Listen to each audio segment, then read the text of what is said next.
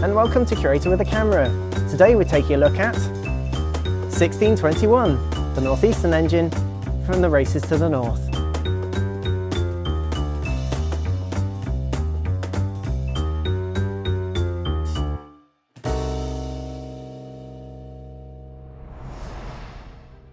So this is Northeastern Railway locomotive number 1621, or 1621. It was built in 1893 and it was the second member of the M class for the Northeastern Railway. These locomotives were the newest premier express passenger locomotive for the Northeastern Railway. This locomotive was selected for preservation all the way back in 1945, and for one important reason: its involvement in the races to the north in the 1880s and 90s. That race involved a competition, not official, between the companies on the west coast of England and the companies on the east coast of England. And this locomotive was representing the companies on the east coast of England. So in that competition, on the west coast, we had the London North Western Railway and the Caledonian Railway. And on the east coast, we had the Great Northern Railway, the North Eastern Railway, and the North British Railway. One of the things that we see about 1621 is that being a Northeastern Railway engine, it has a lot of features that aren't really around on other engines of its time. So Northeastern Railway was a much wealthier company than many of its other contemporary companies around England and Scotland. The reason for that was that firstly, it was a very compact company. It covered a relatively small area, but it was a very wealthy area with a lot of heavy freight, especially coal in the northeast of England.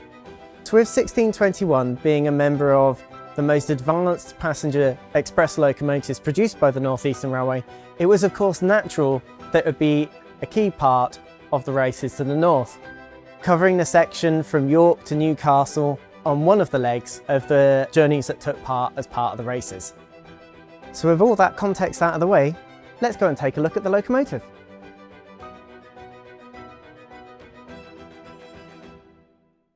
During the first 20 years, it had a lot of changes made to it. In 1945, it was preserved. They made the decision to take it back to its original Northeastern Railway livery, but they didn't remove those changes that happened to it during its period in Northeastern Railway life. So the locomotive as it appears now is quite similar to how it would have looked around 1914, rather than how it looked at the races in 1895.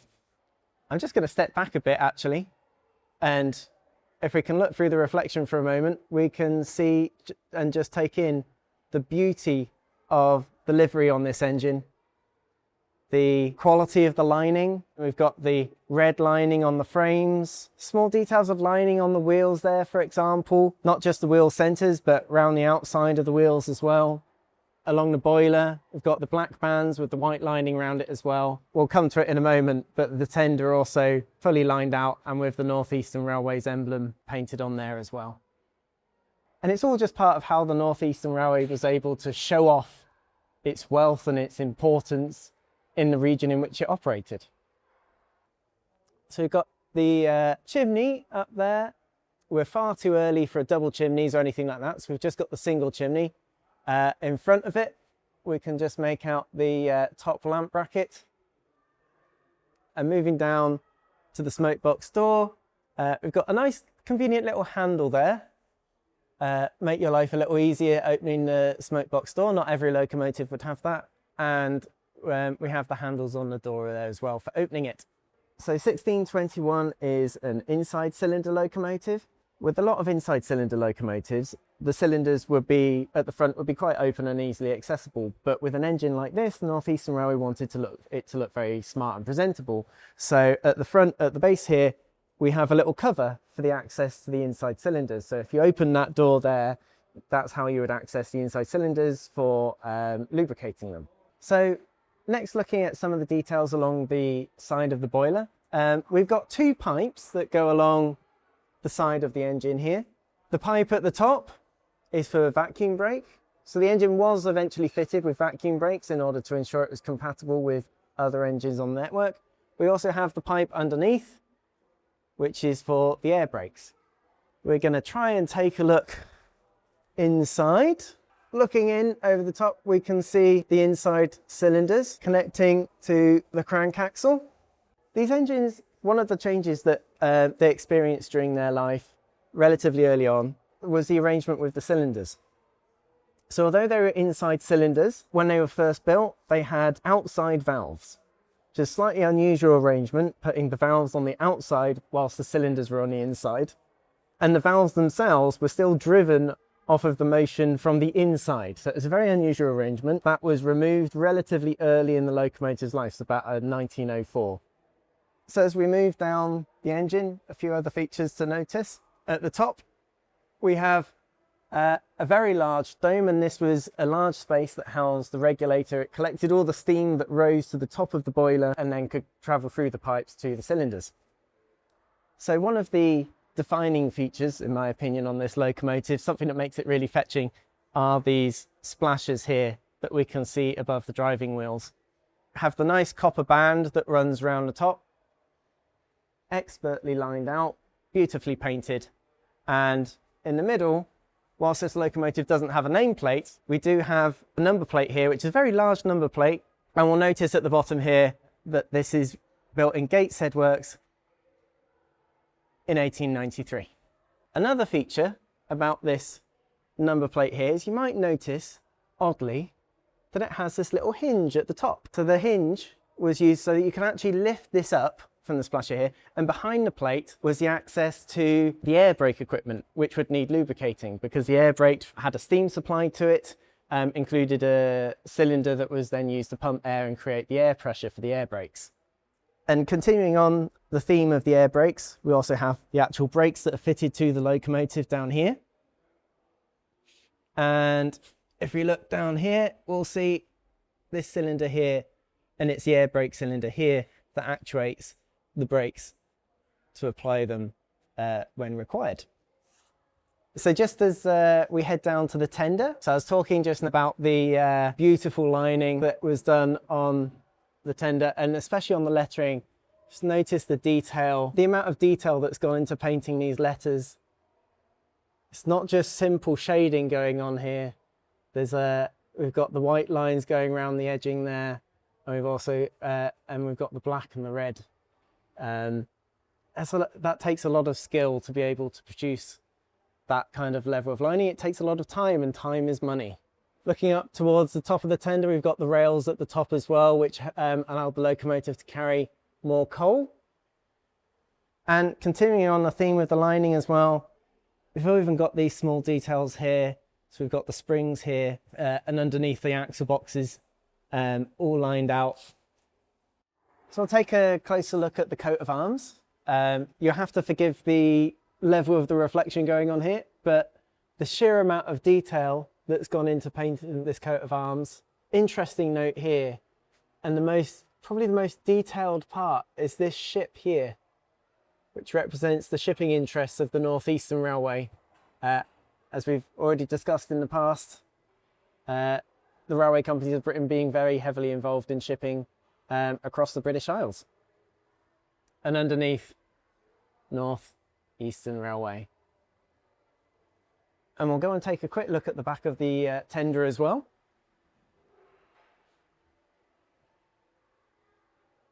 So again, we've got the red pipe there of the vacuum brake, and just in there we've got the white pipe there for the air brake, and a nice little detail just at the top there is the number of the locomotive painted on the back as well. So that's enough from the outside of the locomotive. Let's go take a look in the cab.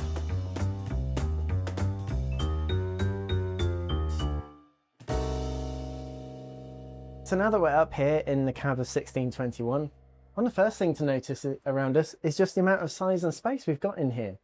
It's very unusual to have a cab of this size from this era, but it was something that you could afford if you were the North Eastern Railway.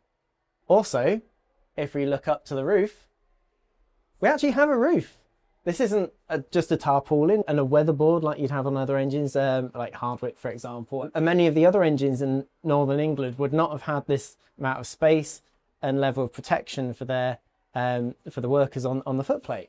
Keeping looking at the roof here, we've got a few other details going on up here. We have a vent for the summer when it does get hot. Well, northeastern England though, so most of the time cold and wet and damp, and you'd be very glad for that roof. And also over on the left here, a convenient little hook for putting your coats on or anything else that you needed to hang out of the way. And we also have two very large windows down the side here that slide open, allowing you to lean out, and plenty of space here to put your things. This is in fact the top of the splashers. So underneath here, you have the rear of the driving wheels extending into the cab. Keeping our attention at the top of the cab, we have the two whistles here at the top. They're worked by the two levers on the front of them there. And the whistles will produce a different tone so that you could produce whistle codes that would be used to communicate with another engine, communicate with the guard, or communicate with a signaller if you needed to. So behind the whistle, we have the first of our gauges. So that one there is our boiler steam pressure gauge.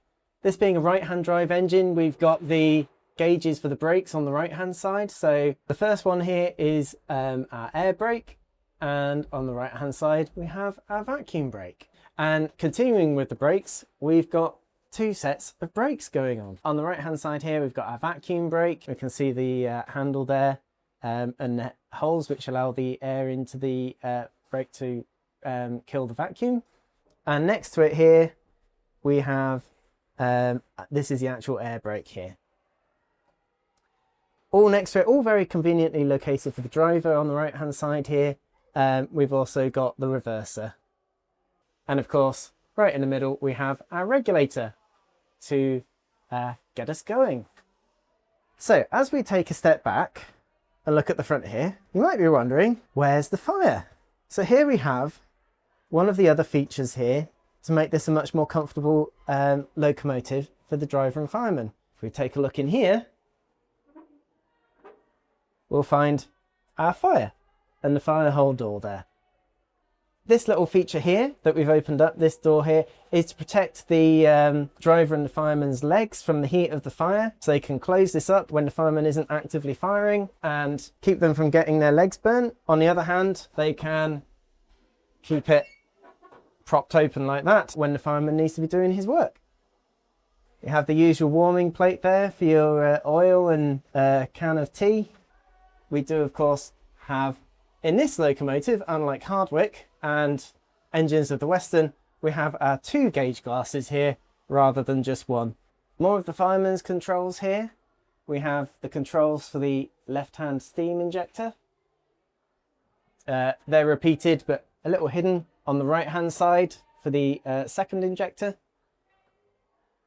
Moving down here into the gloom at the bottom here, this lever here is for the sander.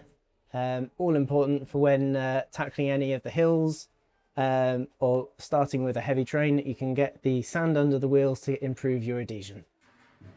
So turning our attention towards the back and looking at the tender, we've got two big toolboxes on the top here, nice and accessible, no clambering over the coal to get at your tools when they're at the back of the tender or anything like that. Got a decent space here for coal. We also have, I'm just going to say hello Duncan, we have our handbrake here as well, and we have the gate here as well, which helps to keep the coal from piling up too much on the footplate.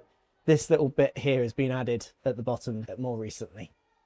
One other detail to point out is just up here we have Deaton, standing for Darlington, 647. So that was when it was repainted as it entered preservation, and underneath it York 675, which was the last time it was painted when it came into National Railway Museum collection. So that was the cab of 1621, remarkable for the quality of the space that it provided for its drivers and firemen. Certainly a space that I would have enjoyed working if I'd ever had the chance.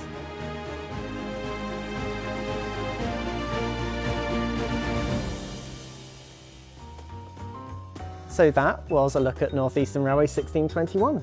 If you've enjoyed this video, please consider liking and subscribing.